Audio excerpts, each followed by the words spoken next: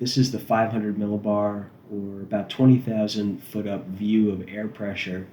Give us a sense of the intensity of the storm and the steering dynamics. So, starting about 7 p.m. Saturday, you can see the upper level low that came out of Southern California after dumping about 8 feet of snow on the Sierra Nevada. It's now moving out of the southwest and into the central plains.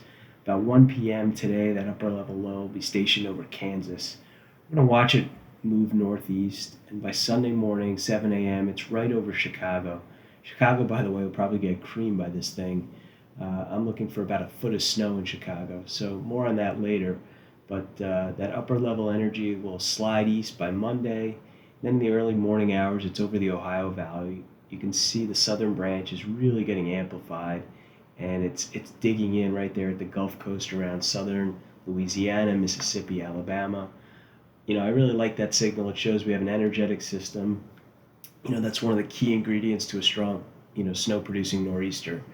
So this is where the upper aerodynamics start to get pretty complex. You can see those 90 knot winds over the Gulf Coast, center of the system around Ohio, and the transfer of energy off the coast really begins. So about 60 to 70 hours out from this model run, by Monday morning we're going to start to see that initial upper level low over the Ohio Valley weaken and transfer its energy to an offshore system.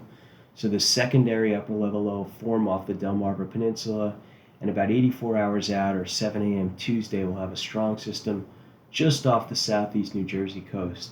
It's going to sit there and move north, and it's going to pivot a bit west. And this is key because the exact track of that upper level low and the surface storm that'll form just to the east will determine where the heaviest snow bands will set up and where all the mixing and changing terrain will happen.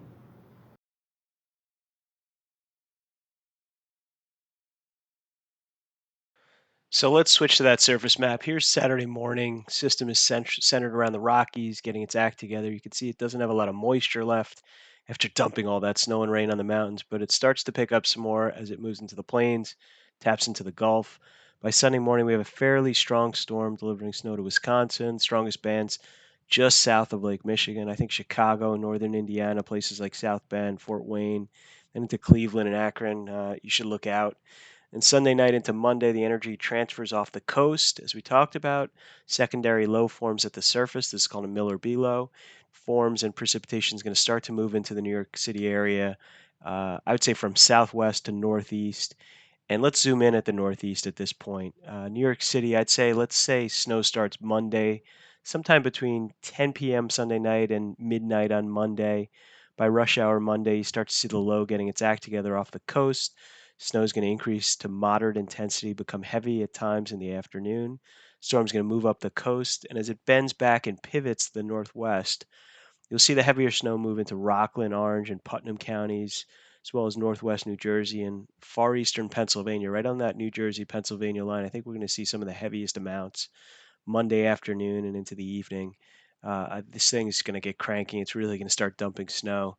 And then as it moves northeast, snow will start to mix in with some sleet and freezing rain along the coast. New York City, it's going to be a close call whether you stay all snow or you have mixing or even some rain. I think what I'm going to go for is Queens and Western Long Island stays mostly frozen precipitation, some sleet mixing in, and I think Eastern Long Island's going to see it's likely to see a period of rain. That's going to hold all the accumulations down out east.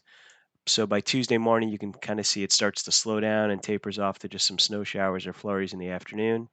And so how much are we talking here for snow totals? Well, if you look at the QPF, that's the quantitative precipitation forecast. It gives us the liquid equivalent. You can see an inch and a half to 1.7 inches of rain equivalent, liquid equivalent will fall just north of Philly and in New Jersey, south of New York City. So at the 10-to-1 ratio, that's 15 to 17 inches of snow. Some spots are showing 19 inches. I think that jackpot will set up, somewhere in that southern New Jersey, eastern Pennsylvania area, and you're going to see some bands. And if you're under one of those bands, you probably see 12 to 18 inches of snow. Some places a little higher, could get close to 20 inches of snow. I also think that closest to the coast, eastern Long Island, as we talked about, rain's going to hold down those totals. I would not expect more than 6 inches in any of those areas. I think 4 to 6, 3 to 6, if you're really close to the coast, is probably more likely. And the rest of us is somewhere in between, so 6 to 12 inches over most of the area. I like this Euro map for snow totals. It's got the higher pocket of accumulations just south and west of New York City. I think Central Park, you're looking at a foot of snow.